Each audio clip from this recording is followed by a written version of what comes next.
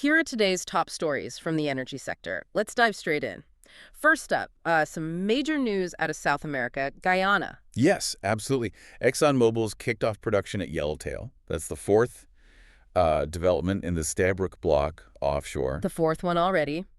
And this new FPSO, the One Guyana. That's the one. And it's a big deal. Just that vessel alone pushes Guyana's total installed capacity. Get this, over 900,000 barrels of oil per day. Wow. 900,000 barrels. That's an incredible ramp up for them, isn't it? It really is. Almost unimaginable, considering they only started commercial production a few years back. It's transforming their economy at lightning speed. And these FPSOs, the floating production units, they make this rapid development possible, right? Exactly. They're like self-contained factories out at sea. Allows them to tap these deepwater fields much faster than building pipelines back to shore. A real energy titan emerging there. Okay, so that's a big boost on the supply side. Let's shift focus, maybe across the Atlantic, Eastern Mediterranean. Right. Another significant development there. Israel and Egypt have just signed a really substantial natural gas deal. Substantial. How? We're talking $35 billion. Egypt's basically set to buy a lot more gas from Israel's Leviathan field. Deliveries are expected to increase starting next year. $35 billion. That's more than just numbers, surely. Oh, absolutely. It sort of redraws the energy map in that region. Leviathan is huge, makes Israel a key player. So it deepens the ties between them, energy security. Precisely. It underlines how vital gas is for, well, national needs and regional stability.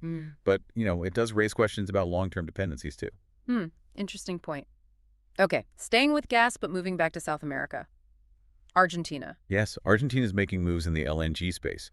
They've just reached a final investment decision for a second floating LNG vessel, the MKII. A second one. They already have this Hilly Episeyo, right? They do. This new one, the MKII, will operate alongside it off the coast of Rio Negro. Should be deployed by late 2028, effectively doubling their gas liquefaction capacity. Doubling it. So they're serious about becoming a bigger LNG exporter. Looks that way. And FLNG, that floating technology, is key.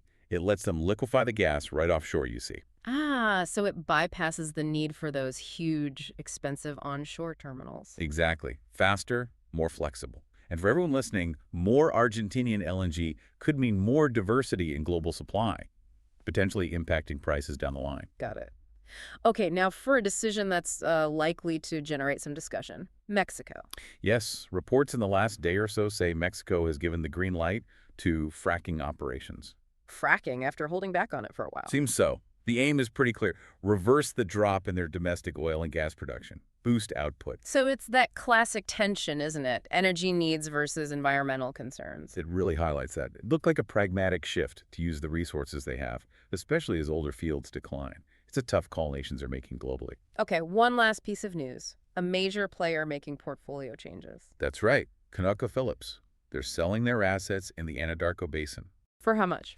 The deal's valued at $1.3 billion.